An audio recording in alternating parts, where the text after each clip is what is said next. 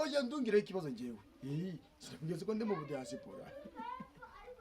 bura gugende mu bintu by'inganda ukumva oya humura amafaranga nzakuzanira rega nyine nibande mu kinombe cy'amafaranga ariko nugira umva Mr. na George uhita umva amafaranga kuko burangiyewe nuko wenda utitegereza kandi zakongenza n'amafaranga nizone ijana ku ijana oya ndagira ikibazo ndakibazo kuko ndi gupanga kuza ejo bundi baranzatega intege oya buze na imodoka ari yagiye ndagona yiginye nesize mu Rwanda bura ninza nzatega intege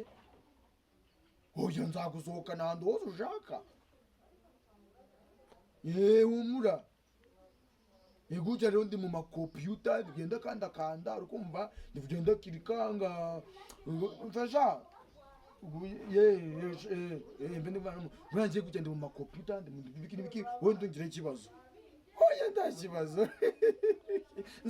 nzatega intege sawa